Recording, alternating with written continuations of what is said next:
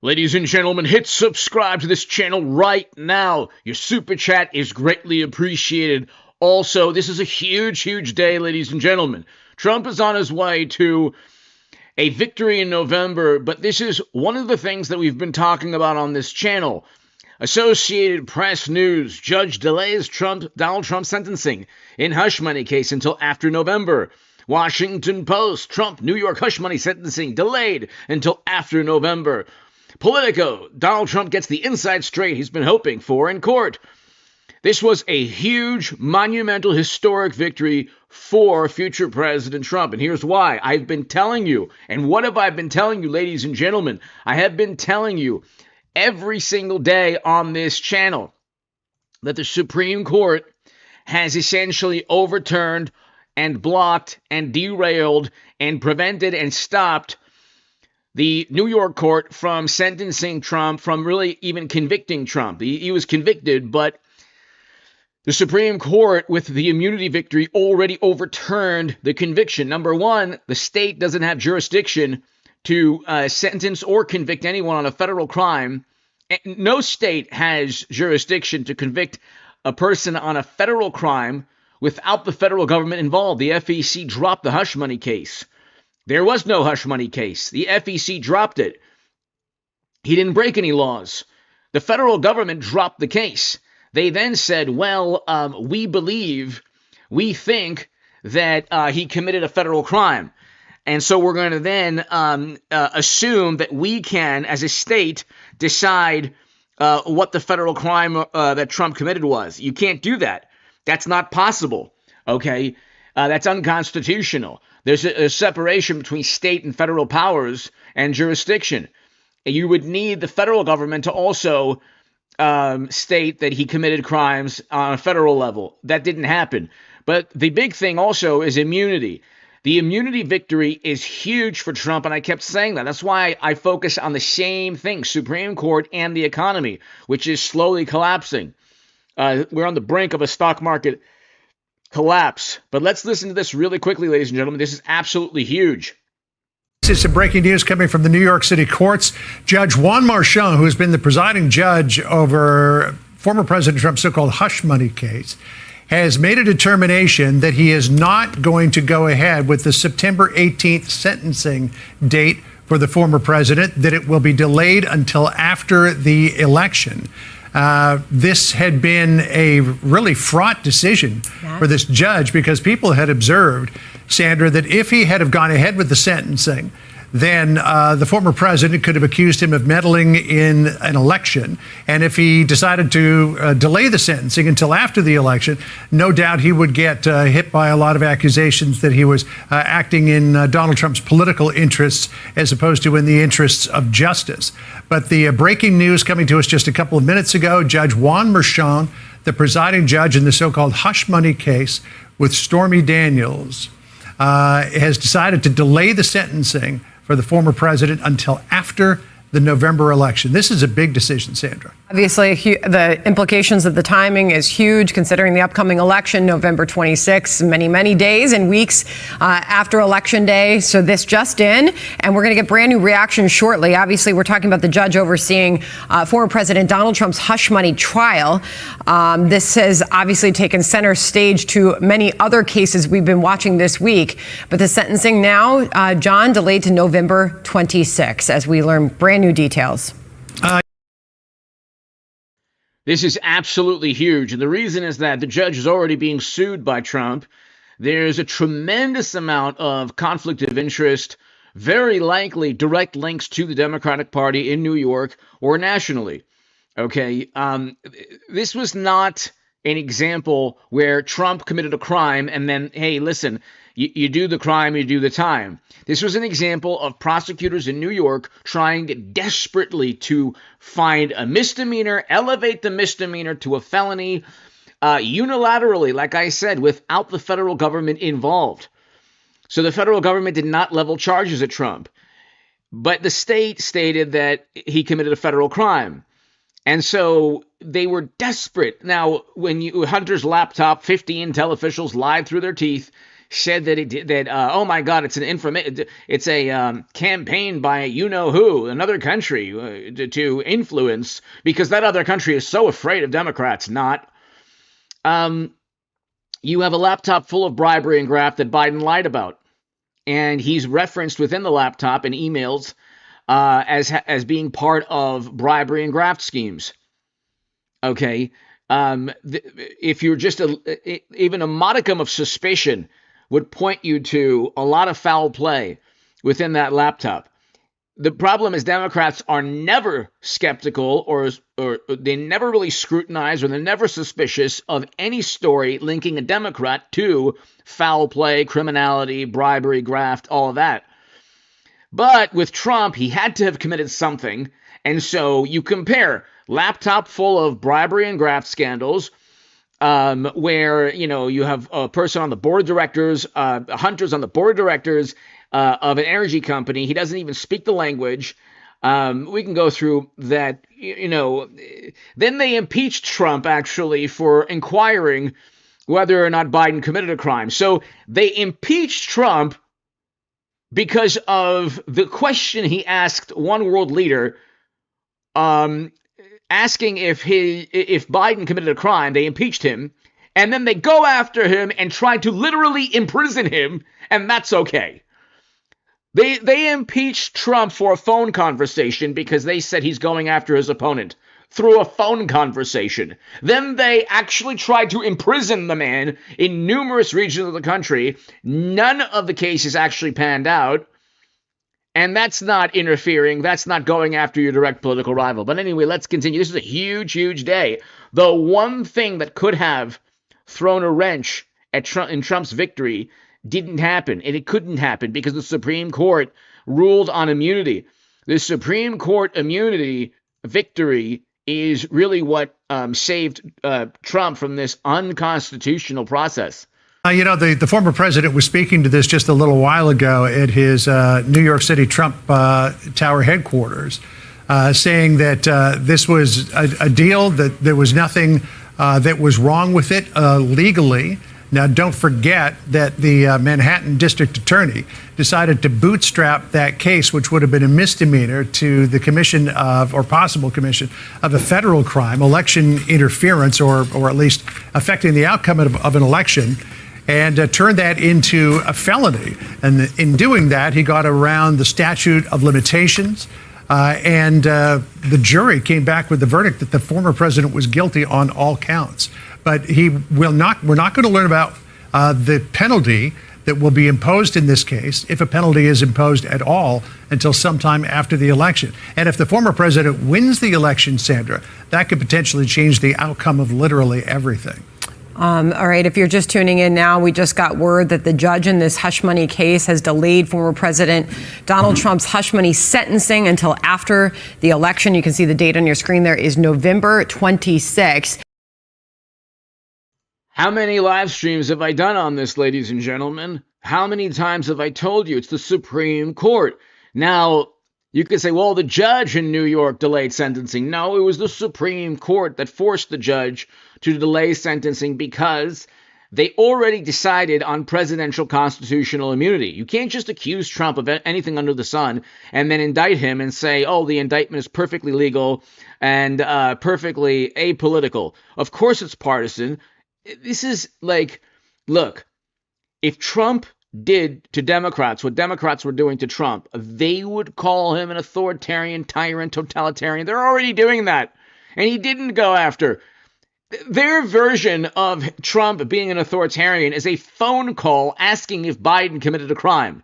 He just simply asked if Biden committed a crime, or could you perhaps look into whether or not Biden committed a crime. He didn't say, do anything to anybody. He didn't say any of those things. But the apoplectic response from Democrats is, oh my God, Trump tried to pressure a world leader. The world leader himself stated Trump did not try to pressure him. Still, Democrats don't care. They still impeached him. It was the most worthless, absurd, sad, pathetic attempt at tarnishing norms and breaking apart and tearing apart norms and traditions. They impeached Trump for going after his direct political rival as they're trying to literally imprison him for nonsense. Classified data, well, they literally had servers with classified data. Very different from a president that has the power to declassify. And had boxes of declassified information. Declassified, not classified. Because he declassified them himself because he was president. Good luck trying to prove he didn't. Okay, Clinton with her servers did not have the power to declassify. Furthermore, the entire planet almost certainly has, according to James Comey, infiltrated the servers. So again, you look at everything Democrats do get away with, and you compare that to Trump, it's like night and day. It's like they're basically robbing a bank. Trump is not even jaywalking, and he gets, oh my God, the entire media, they try to imprison him for basically nothing. But anyway, let's continue. The Supreme Court ruled on immunity. He spoke to Michael Cohen as a president also. A president is protected when he's speaking to an attorney. The rebuttal is, he was committing a crime, therefore there's no attorney-client privilege. There was no crime there. The FEC dropped the case. The FEC didn't find Trump. They didn't even find Trump. They fined Clinton and the DNC, by the way.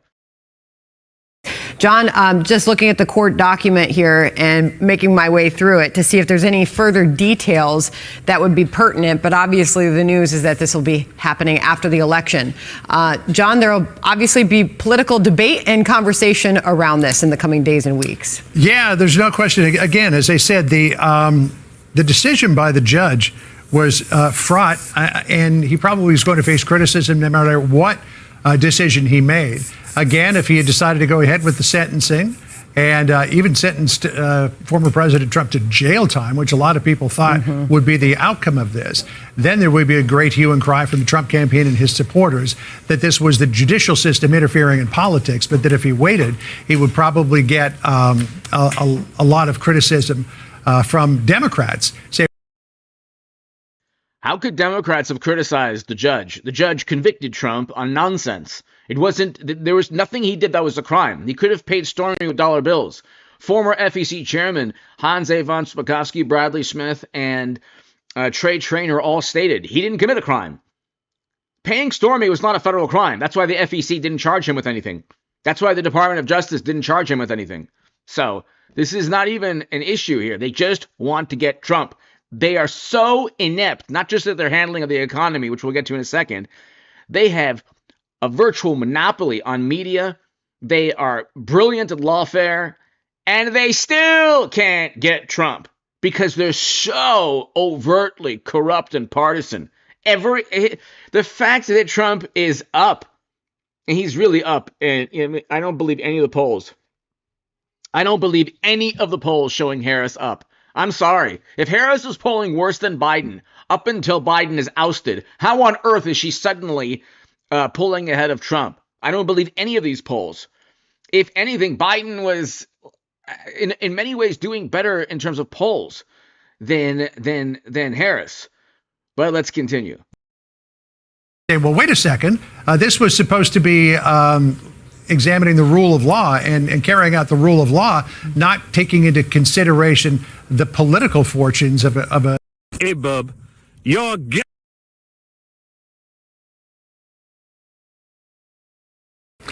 of a presidential candidate.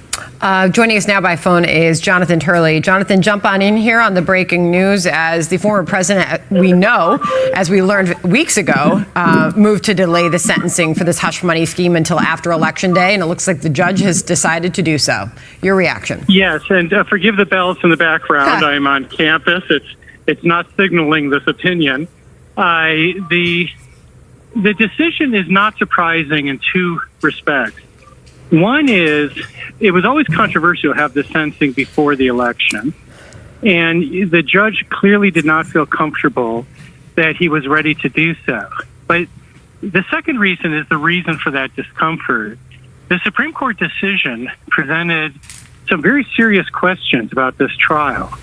And the judge knew he would be subject to an appellate review.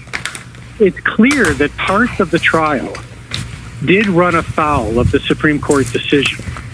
He allowed testimony of people like Hope Hicks to be entered, and that clearly fell within the privileged aspect of the immunity decision. So he has to essentially get this cat to walk backwards. He has got to try to find a way that that evidence could be excluded, but the ultimate outcome be accepted. That's not as easy as people suggest. And he's got to create a record for that can withstand appellate review.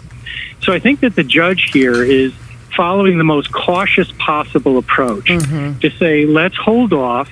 It'll give me more time to look at the implications of this, and let's proceed after the election. So in terms of proceeding after the election, it looks like the new sentencing date is set for November the 26th. But let's not forget, Professor, that just before... And it'll be postponed again. He'll win. I don't see Harris winning because her economic policies, unrealized gains on unrealized capital gains, capital gains taxes on unrealized gains, price fixing, $25,000 added to fix a housing crisis they helped create. Mortgage rates still high, over double what they were under Trump because interest rates. And then they say, well, interest rates are relative to corporate profits. How do you know corporate profits are going to stay the same as high as they are? What happens when corporate profits go down and plummet because we're heading towards a recession? Oh, well, then interest rates will be far too high. They'll lower interest rates. Well, then inflation will go back up. Why do you think interest rates are high to begin with? Because inflation was at 9% in 2022. Interest rates went from basically 0 to 5.25, 5.5%. So the Fed funds rate. So they went exponentially higher. This is complete and utter mismanagement. Then they go after oil and gas companies. Then they flooded the U.S. full of strategic petroleum reserves. And then they claim they're for the environment. It's complete and utter economic disaster. And you look, the only thing that you could point to is, well, corporate profits are high. Okay. But we're heading towards a recession. Part of the reason corporate profits are high is that inflation is so high, but inflation is high because we shut down economic activity and then flooded the country full of trillions upon trillions in stimulus. But credit card debt is at an all-time high. Debt in general is at an all-time high. We've fueled economic growth not by businesses booming, it's primarily by government spending. That only causes inflation, and it doesn't lead to sustainable economic growth. Before then, on November the 12th, which is 7 days after the election, the judge is going to make a decision on a motion to vacate the conviction because of the Supreme Court's decision on presidential immunity.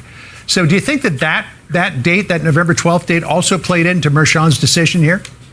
I think it does. I think that all of this is being weighed together. I think that he believes that he can deal with the full range of issues here in terms of the sentencing issues, but also the continued viability of the conviction itself in November. I think all of those things, they're insular questions, but they're related to some extent. And the fact that the judge said earlier, sentencing if necessary, reflected the fact that he understands that there might not be any sentencing because there might not be any conviction. If he decides that the evidence in the trial corrupted the outcome. Now, many people are betting he will not reach that conclusion, but then he has to say why it did not corrupt the outcome, why it didn't taint the verdict. Hope Hicks and some of the evidence coming out of the White House at the trial must have had an impact on that jury. And she gave this very tearful testimony that received a lot of attention, and the prosecutors made reference to it in their closing argument. So you can't really separate these issues. I think that Merchan is giving himself a little bit of cushion of time. So he can't even really convict. The conviction is official once the sentencing takes place. So he hasn't officially been convicted yet. Jury has, but the sentencing has to take place for him to officially be convicted. But the evidence that was given to the court when Trump was, for example, president, Hope Hicks speaking to the court in testimony, that's protected under the presidential constitutional immunity victory that Trump got. You can't simply utilize moments of Trump's presidency in a state trial when Trump is immune from criminal prosecution for official acts, like, for example, speaking to an advisor or an attorney or a lawyer. These things were added as evidence that Trump illegally tried to pay Stormy. See, I mean, these are the things that Trump, they go after Trump for this, and there's bribery and graft almost certainly linked to Biden, and of course they would never in a million years go after Biden in the same manner. I mean, bribery and graft linked to national security issues, and then this. Servers with top secret intelligence on them for 4 years, and boxes at Mar-a-Lago that he declassified. So it's like so overtly partisan, it's unbelievable. But Trump's going to win. He doesn't win, which is like a 5% chance. He doesn't win. Then, of course, the judge says, yes, let's convict and sentence Trump. But I don't see Harris winning. If anything, her financial economic policies are going. The market is going to tank in late November. Absolutely tank if media is like, oh, Harris is going to win, and the stock market says, yeah, we're already on the brink of a recession and financial collapse, and her policies will make everything far worse. So I think we're going to see a stock market collapse, crash in late October or earlier, which, by the way, would cement Trump's victory. But I mean, I want Trump to win, but it would be at a great cost because of so many years of economic mismanagement. Democrats were terrible at the economy. They were terrible at managing the economy. We have high interest rates and high inflation and record highs in credit card debt because Biden's energy policies, making it difficult for oil and gas companies to operate, getting sued by Oil and Gas Association, which during the lawsuit they stated it's going to make the price, it's going to increase inflation. When energy costs increase, inflation increases. He will make sure that when he issues all of these rulings, he's ready for an appellate review. To that point, just reading through the letter from the judge, signed by the judge, in reference to the defendant requesting an adjournment of his sentencing that was currently scheduled for September 18th, as we all know, until after the presidential election. The judge says he argues the adjournment is necessary to provide adequate time to assess and pursue appellate options in the event this court denies his pending criminal procedure law, and to avoid the potential politically prejudicial impact that a public sentencing could have on him and his prospects in the upcoming election. He goes on further and, by the way, signs this letter where he ultimately makes this decision, saying this is not a decision the court makes lightly, but is the decision which is in the court's view, best advances the interests of justice.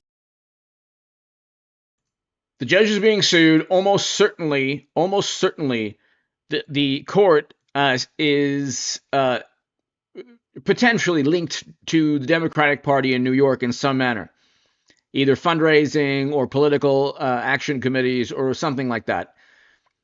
There was overt political pressure.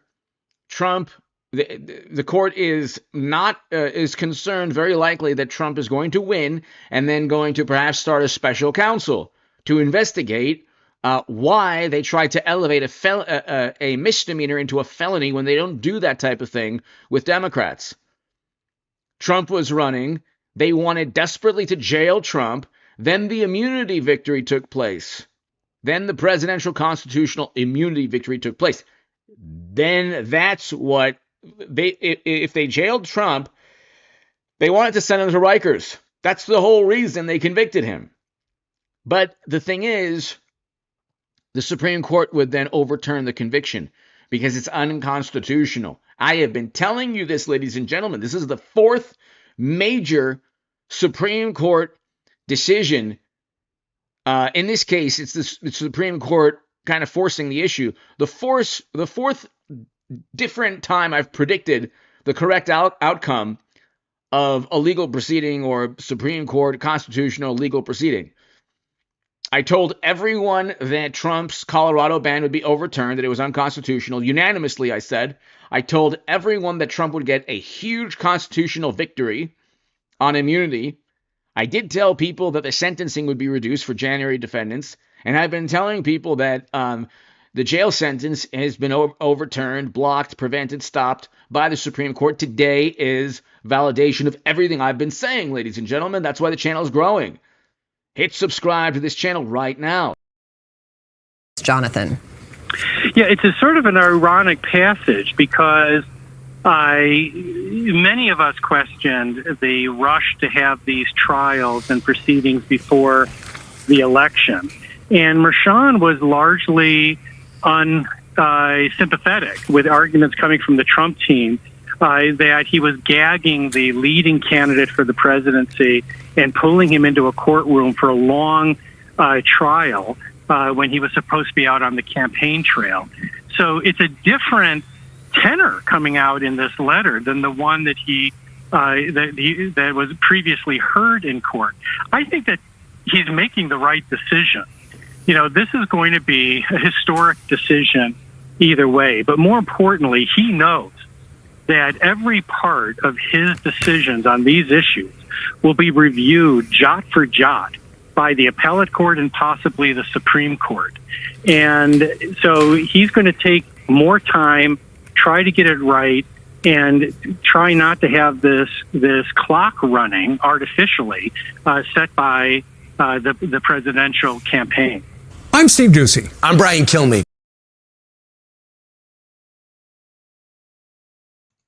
So this is huge, ladies and gentlemen. Everything that I have been telling you for, every single day, I just repeat the same themes. The Supreme Court and the stock market. The Supreme Court and the stock market.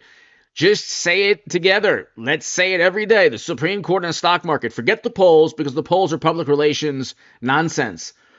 Harris was polling worse than Biden. How do you poll worse than somebody with cognitive issues? So then suddenly there's enthusiasm from what? There was a primary where Biden won. Where's the enthusiasm from? Where does it derive from? Price controls? They cause inflation by shutting down economic activity, destroying supply and demand charts, and then ignoring inflation went up to 9%, then making it difficult for American oil and gas companies to operate, thus causing energy to increase in price, not decrease.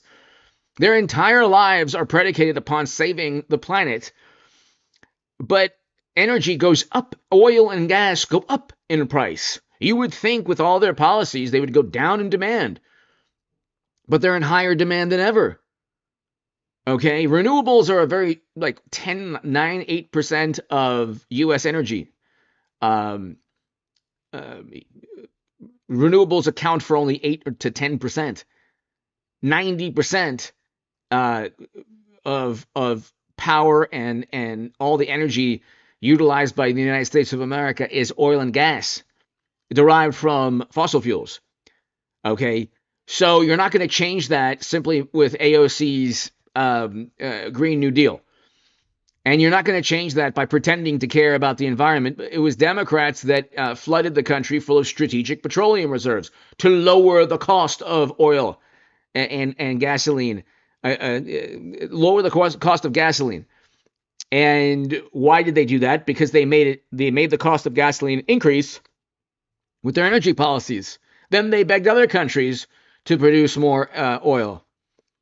So They went after U.S. companies, too, to produce more oil. Then they're blaming U.S. corporations for creating inflation. It's like the corporations didn't create inflation. You pumped trillions and trillions into the economy. If you ask Milton Friedman, he spoke on and on about how when governments flood any nation full of endless supply of money, the value of the money lessens, and you have inflation. There's more money in circulation, and then you have inflation. So we caused the inflation. The government caused the inflation. We should never have shut down economic activity because supply and demand charts were obliterated. You had shortages in goods and employment in key industries, and so obviously things were more expensive. And then you had fuel prices go up. We can go on and on. I mean, this is what Democrats did. They didn't have inflation when they took over. I just don't get it. If you stumble upon this channel and you don't like Trump, why do you dislike your pocketbook? Why do you dislike your bank account? Deal with Trump's personality and make more money. I don't get it. I just don't. Then they're like, the Democrats are like, oh, we're good for the poor people. We're good for poor people. Yeah, you keep them impoverished. Let's bring in Key Square Group founder and Trump donor, Scott Bessent, who was at the Economic Club of New York for Trump's remarks today.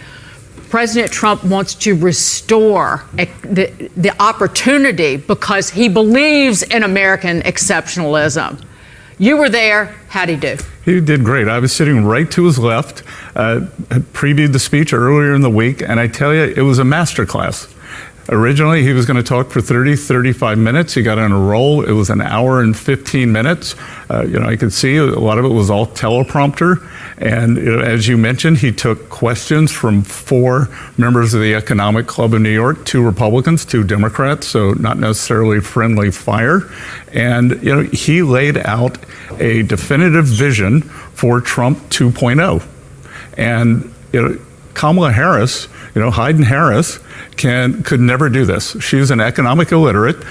The president of the Economic Club of New York said, we have invited both candidates and we have not heard from Vice President Harris yet. And I suspect you will not hear from her because she has no expertise on this. She has no vision. We don't know who has been running policy in the U.S. Policy in the U.S. has almost certainly been run by the current advisors of mashed potato brains, our president. His advisors, who are former Clinton and President Obama advisors, they're likely running the country. So his chief of staff, Secretary of State, bumbling Blinken, all of these people, like his campaign, the unelected advisors of Biden's campaign are making key decisions. I think, I have no clue, I have no evidence to back this. This is just my speculation based on everything we've seen.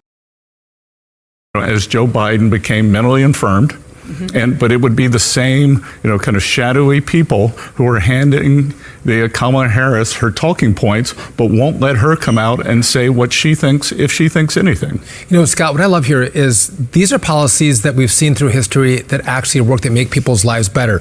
Less regulation, which is limited government, lower taxes, letting you keep and spend more of your own money because you spend it better than the government. American energy independence, again, trying to get at inflation. What is your favorite part of this plan, though? Can you pick one thing that's the most important? I think, Sean, what's interesting, President Trump said today, when I came in, I was getting my legs. I think he said he'd only spent 17 nights in D.C. when he arrived for Trump 1.0. And, he's really got his groove here. And I think it's the melding of economic policy with national security. Economic policy and national security are now inseparable, and Donald Trump understands that. In the 80s, the Soviet Union. Economic policy is national security. National security is economic policy. This gentleman is so right. And economic security issues have always been part of national security. Okay, that is the way Democrats look at national security is what's good for this organization or that organization or this multilateral or that multilateral organization or that non-governmental organization. These world organizations that are meant to help a lot of people have nothing to do with U.S. national security. Zero, nothing truly to do with national security. So, like, shutting down the entire country because other countries were doing it, not a good thing. We should never have done that. Was our military nemesis, but they weren't an economic power. When we were dealing, we're dealing with Japan, we're dealing with the Europeans, we're dealing with Latin America. Now, our biggest military threat is also the second biggest economic power. And what I like about all aspects of this is taking us out of this very fragile situation we're in, high deficits. What would we do if we had to leverage up to fund a war?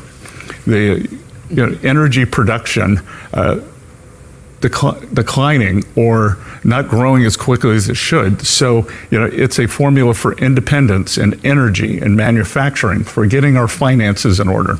Right. $3.6 trillion budget deficit since the beginning of January 2023. And with that budget deficit, we have lost as a nation 100,000 manufacturing jobs. That's Kamala Harris and that is Joe Biden. We're paying. We gained over 300,000, I believe, manufacturing jobs in Trump's first 3.5 years. Before Democrats and experts gleefully pushed to shut down economic activity. We lost 200,000 manufacturing jobs in 8 years of President Obama. Trump was doing very well in terms of manufacturing. And, of course, Democrats get in power again. 4 years, we lost a couple 100,000 manufacturing jobs. Then you have people saying, gosh, the economy, but I still don't like Trump. It's like, it doesn't matter which personality. Like, if you don't like someone's personality, you like his person. Who cares about personality? Do you care if you're a liberal Democrat? Do you care if the pilot of your airplane has a good personality, or he's mean on Twitter? You want the pilot to be competent and talented. You don't want. It's not like you want somebody in office that is going to make sure the economy prospers. We didn't have that for 4 years. We've had a terrible economy for 4 years. Okay, we had an amazing economy with Trump up until we had record low poverty, record highs in household median income,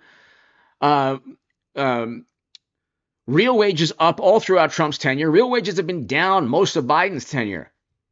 So, I mean, you'll have people who are very deceptive saying, oh, wage growth is up. Yeah, but real wages have been down. Because inflation grew faster than wages. $3 billion per day in interest. We paid several $100 million while President Trump gave that talk. Before we get to that, we're going to get to that in a second. Yeah. But I want to ask you about Kamala Harris has never seen a tax that she does not want to raise. Again, if you want less of something, you tax it, including the corporate tax rate, which she plans to pump up to 28%. I don't think it's a good thing. I don't think the stock market crashing is a good thing. I think it's a terrible thing. I think that it cements Trump's victory. That's the only silver lining. But this right here, late October, if Harris is still up 1.5% or 2% in national polls, the stock market will very likely, almost certainly tank. And we're talking a lot more than the 400 or 500 point down turns you're seeing lately. Okay, the volatility in the market, you're seeing it go down 400, 500, 600 points a day, go up 400 points a day. When I'm not, a technical trader, I understand the stock market in aggregate. I'm not I don't have any money in the market. I think it's going to tank. But when there's this kind of volatility where it goes up 400, down 400, up 500, down 600, it can go one of two directions, way up or way down, and it's already overvalued. So then where do you think what direction you think it's going to go in? As a part of her tirade against, well, corporations, people who employ Americans. And Goldman Sachs is warning that the plan could cut corporate profits by 5%, impacting everyone's investment. It's probably more than that, Scott. In terms of corporate profits, sure it is, because it's going to impact animal spirits, it's going to impact confidence. And look, when I was here last time, I think I said that the American economy was faltering, and now it's in the numbers. Employment is moving down, manufacturing is moving down. If you are not government or government adjacent healthcare and education, if you are not a manufacturer who's part of the green program, you are getting crowded out by this incredible debt, and it's not working. The President Trump said it when he went through his 8 points. My shorthand for that is we have to re-privatize the U.S. economy. We are not France. France, they're over 50% of the government in the economy, and that's the way this administration, a Harris, the 2.0 would take us. Which gives you stagnation. So you mentioned this, we're paying $3 billion a day in interest on the debt. We're $35 trillion in debt. And I would say there's 3 ways really to deal with it. You can tax your way out. Why do we have all this debt? I mean, the 4 to 5 trillion added the past 5 years or so. Because when they shut down the U.S. economy because other countries were doing it, I mean, you learned at a young age, if other people are doing something stupid, you don't do that. You're your own individual. Don't just follow the herd. It's like the 80s commercial. Oh, the cool kids are doing it, man. I learned it from you, Dad. Remembers those commercials. But anyway, don't just do things because other people are doing them. That's a recipe for disaster in life. The way Democrats work is, well, the other countries are doing it. We have to do it. All the smart people say we should do it. And they shut down economic activity. It's the worst thing that could ever have happened. That's the beginning of the market crash. And I wrote about this in The Federalist. You can read my writing on hagoodman.com. You can print your way out or you can grow your way out, right? And what Donald Trump laid out, it seems like he has a plan to grow our way out of this problem, where Kamala has a plan that's either going to tax or print your way out, which means austerity and poverty for the American people. Yeah, I've been saying to get to the election, they have injected the U.S. economy with steroids. Yes. And I've called it the steroid economy. And steroids, you look great on the outside for a while, but it kills on the inside, your internal organs. And that's what we're seeing underneath the hood in the U.S. economy.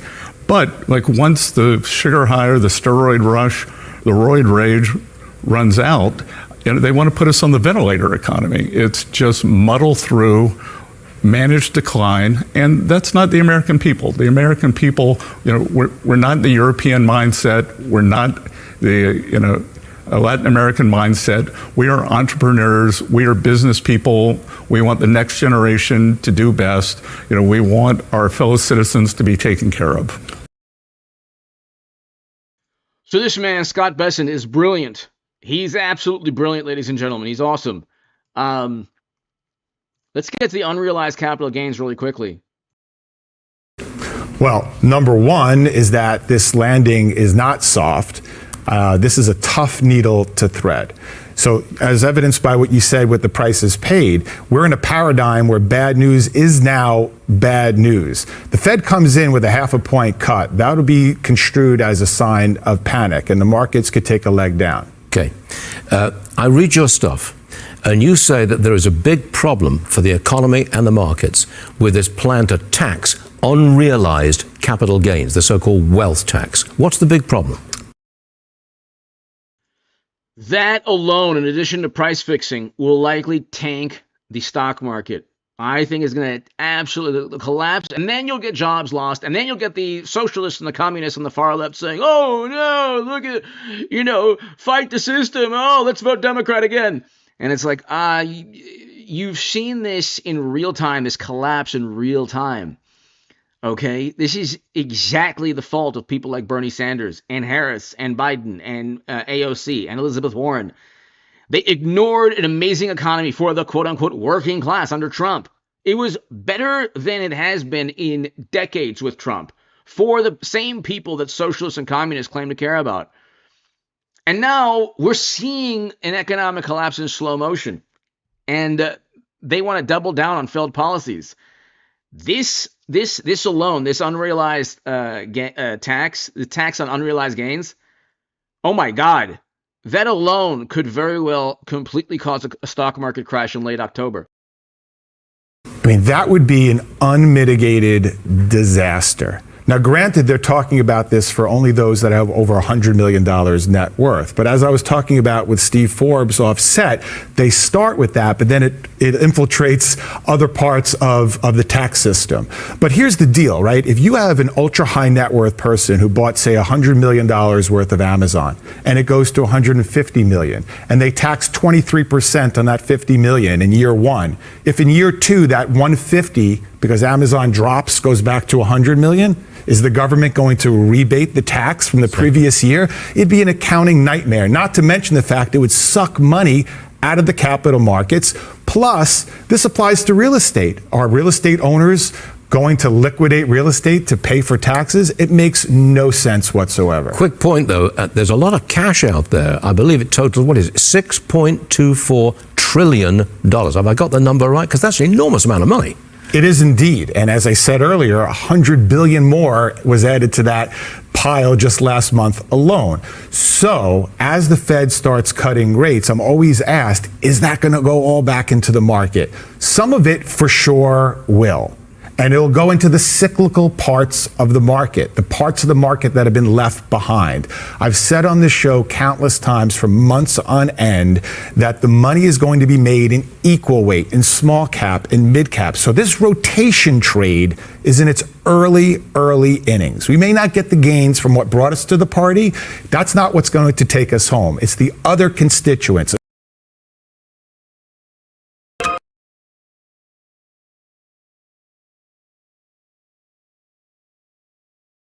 Illegal. You know, Kevin, gouging, wouldn't the profit margin be 30%? Then the price controls.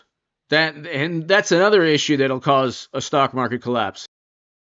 Instead of 1.2%. I mean, this whole thing is absurd. The Washington Post directly cited communism about this. Thank you, Lou, for the kind words. Thank you, everybody. In its story, saying it's hard to exaggerate how bad this is, that it's going to lead to shortages, black markets, and hoarding. Let's bring in for his reaction former chair of the Council of Economic Advisors, Kevin Hassett. Kevin, always wonderful to see you, sir. When you saw this plan, what was your reaction? Honestly, I was horrified. This is incredibly chilling. You know, a lot of the sort of reasonable Democratic economists, like my good friend Jason Furman, are out there saying, well, they're not really going to do it. But if you look at Kamala Harris's record, you know, she's for Medicare for all, doing so you can't have your health insurance. She wants everybody to have a guaranteed job. She's got all these socialist policies that she's been walking back over the last couple of weeks. And now they come out, now you know why they don't let her speak in public. She comes out with the craziest, silliest, and most economically illiterate proposal in the history of presidential politics. And honestly, she wants the government to set prices, and she really wants them to. That's the chilling thing. If she becomes president, this is going to be policy. You're going to go to the grocery store, and it won't be there, or if it is there, the shelves will be empty. That's what happens when the government sets prices. I actually wrote a chapter in the Economic Report of the President, or my staff did, when I was in the White House, that showed that when the government starts setting food prices, then that's when people start having famines and stuff, because the people who produce food can't afford to do so because the government pays them less than the cost. It's just terrible. I mean, it's being called remarkably, absurdly idiotic, breathtakingly idiotic. And it took her 4 years to come up with this. I mean, this is after her running mate, Tim Walz, called socialism, quote, neighborliness. You know, she's copying Senator Elizabeth Warren, Bernie Sanders. Kevin, the irony today is grocery giant Kroger just promised to cut prices by $1 billion after its merger with Albertsons. Let me back up. Let's watch Catherine Rampell of the Washington Post on this and listen to former President Trump. Watch this. Proposal is modeled after proposal. You know, Kevin, what's next? Reduction Act was a con job. They actually admitted that it wasn't really for inflation that they did it. Yeah, it was for Climate change. You know, price fixing is already illegal. You know, Kevin, what's next? Price controls on car insurance, baby food, pet food. Oh, sure. I mean, all are up double digits under Biden and Harris. Right. Well, the fact is that Harris's proposal is modeled after a proposal by Elizabeth Warren that's so open-ended that the government could basically set the price for everything. And so if you think that this is just, something that's going to take the far left people and make sure that they're ready to vote for her, no, this is a serious proposal. In fact, while she's out there talking about this price gouging, she's also bragging about the price setting that the government has done in the prescription drug space. And my colleague Thomas Phillipson wrote an article in the Wall Street Journal a few days ago that showed that because of the price fixing of the Biden-Harris administration, then millions of seniors are going to lose their drug benefits. You could go through that article and see about how that works. But she's bragging about having fixed other prices, and she's, copying a bill that wants to fix every price. Well, she wasn't picked by Democrat primary voters, so this is what the party is stuck with: absolute abject stupidity. Kevin, So, ladies and gentlemen, like I told you, the Supreme Court and the stock market, the two things you should focus on, two things we'll talk about every single day. I should have a live stream later tonight, I'm not sure, but I'll definitely have one about 3 p.m., 4 p.m. tomorrow, and then tomorrow evening. So we'll do two tomorrow for sure. Ladies and gentlemen, hit subscribe to this channel. This is huge. This vindicates everything that I have been telling you. He doesn't have to worry about sentencing, thank God. The whole thing was a complete farce and a fiasco to begin with. They desperately wanted to get Trump, and this is the last case. This is the only case that they had where they could have tried to imprison they convicted him. They weren't even capable of sentencing him because it's so utterly corrupt. And the Supreme Court protected the office of the presidency, which is very amusing because their entire goal was to weaken the presidency because they knew Trump is on his way to winning. And if anything, they strengthened it. But hit subscribe.